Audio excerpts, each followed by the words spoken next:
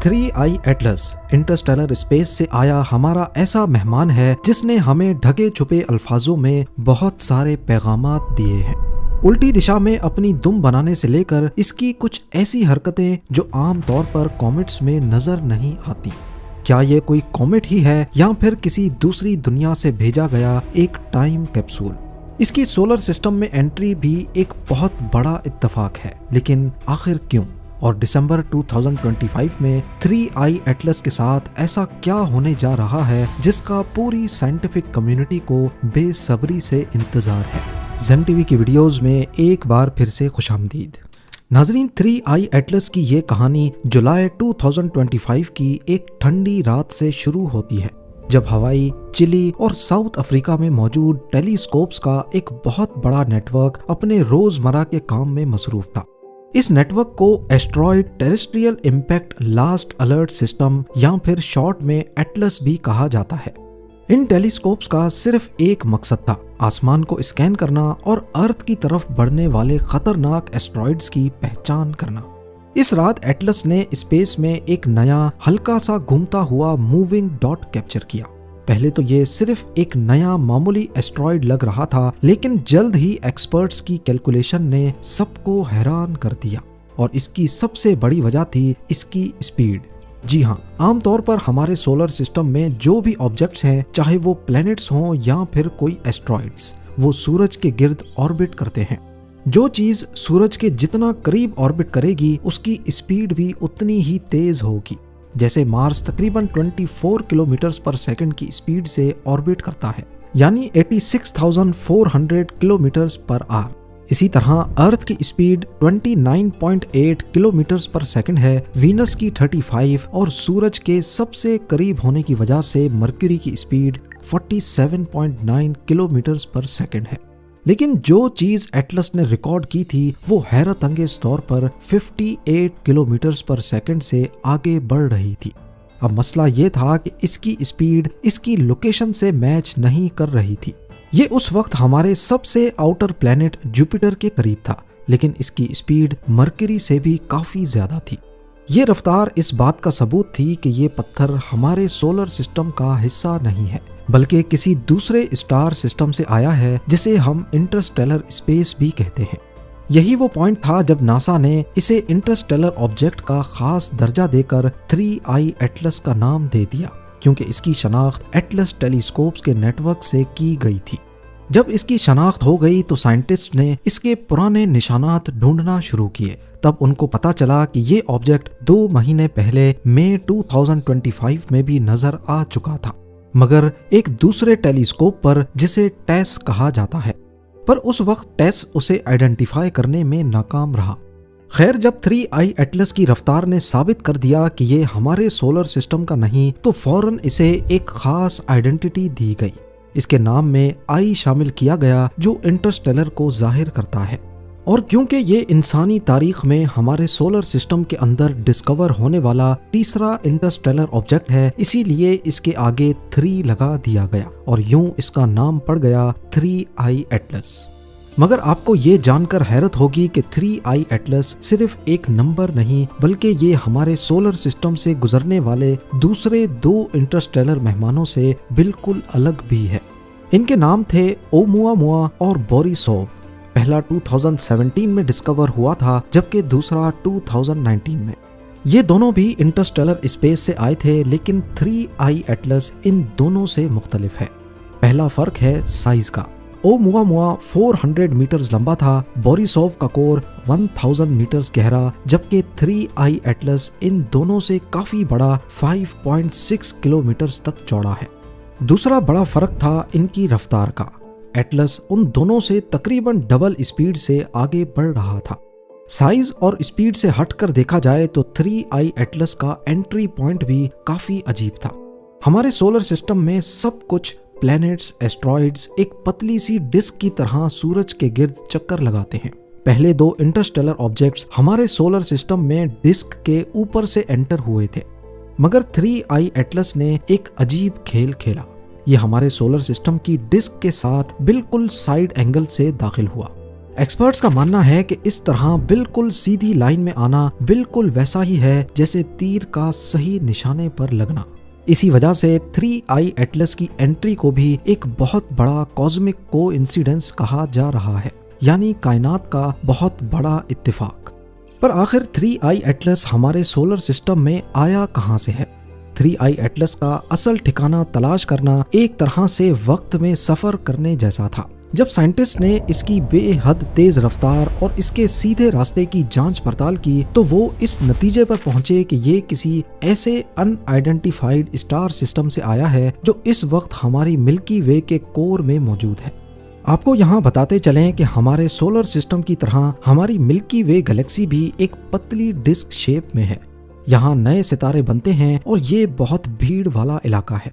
लेकिन इस पतली डिस्क को अगर 3D में देखा जाए तो कोर के ऊपर और नीचे एक बहुत ही कम भीड़ वाला कदीम इलाका है जिसे थिक डिस्क कहते हैं। ये मिल्की वे का वो हिस्सा है जहाँ बहुत पुराने सितारे मौजूद हैं। साइंटिस्ट का ख्याल है कि 3I एटलस इसी थिक डिस्क से निकल कर आया है। तहकीक से अंदाजा लगाया गया है कि 3I एटलस की एज तकरीबन 760 करोड़ साल है, जो इसे हमारे प्लेनेट अर्थ से करीब 2 गुना ज्यादा पुराना बनाती है। हालांकि हम ये पता नहीं कर सकते कि इसको किस स्टार ने जन्म दिया है, लेकिन साइंसदानों ने इसका 1 करोड़ साल का सफर ट्रैक किया है और हैरत अंगेज तौर पर इस पूरे सफर में ये किसी दूसरे स्टार के इतना करीब नहीं आया जितना ये हमारे सूरज के करीब से गुजरा है। जब 3I एटलस ने हमारे सोलर सिस्टम की बाउंड्री को टच किया तो ये चीज किसी तेज रफ्तार बेखौफ मुसाफिर से कम नहीं थी। उस वक्त ये सूरज से बहुत दूर जुपिटर के ऑर्बिट से भी बाहर सर्द और अंधेरी स्पेस में मौजूद था। इस वक्त तक ये बिल्कुल जाहिर नहीं था, लेकिन इसकी कहानी में पहला अजीब मोड़ तब आया जब ये जुपिटर के करीब पहुंचा, यानी 5 एस्ट्रोनॉमिकल यूनिट्स दूर। एस्ट्रोनॉमिकल यूनिट्स या फिर AU क्या होता है, आइए आसान अल्फाज में जानते हैं। अर्थ से सूरज तक के फासले को 1 AU कहा जाता है। तो जब 3I एटलस सूरज से 5 AU करीब पहुंचा तो उसने अपना असल रंग दिखाना शुरू कर दिया। आमतौर पर कॉमेट्स इतनी दूर फ्रोजन फॉर्म में ही रहते हैं, लेकिन 3I एटलस ने 5 AU दूर ही अपने गिर्द धुआं बनाना शुरू कर दिया। इस धुएं के बादल को कोमा कहा जाता है। इतनी दूर ही कोमा का बनना इस बात का सबूत था कि 3I एटलस में ज्यादातर कार्बन डाइऑक्साइड मौजूद है, एक ऐसी ड्राई आइस जो सूरज की हल्की सी भी गर्मी से पिघलना शुरू हो जाती है। इस तरह 3I एटलस ने हमारे सोलर सिस्टम में कदम रखते ही अपने बारे में पहली इंफॉर्मेशन दे दी। उसके बाद ये हमारे सोलर सिस्टम के 2 अहम प्लैनेट्स के ऑर्बिट को काट कर अंदर दाखिल हुआ। सबसे पहले ये जुपिटर के ऑर्बिट में आया, इसके बाद ये मार्स के ऑर्बिट को चीरता हुआ आगे बढ़ता रहा।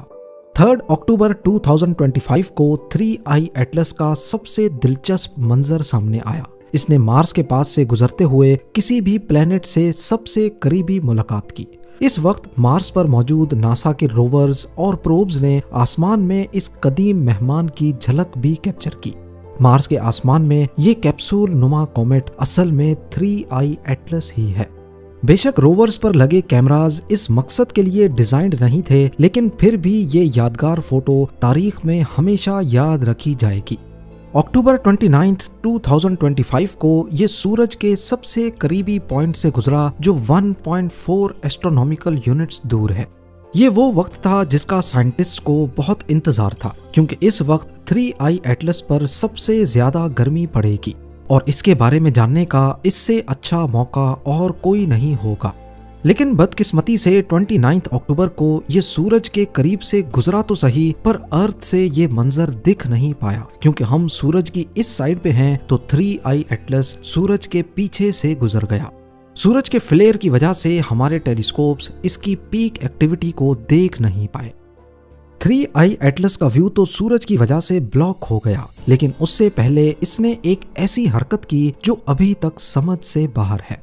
जब 3I एटलस सूरज की तरफ बढ़ रहा था तो साइंटिस्ट इस पर पड़ने वाली रोशनी को बारीकी से नोट कर रहे थे। वो ये जानना चाहते थे कि 3I एटलस के कोमा पर जब रोशनी पड़ती है तो वो किस डायरेक्शन में बिखरती है।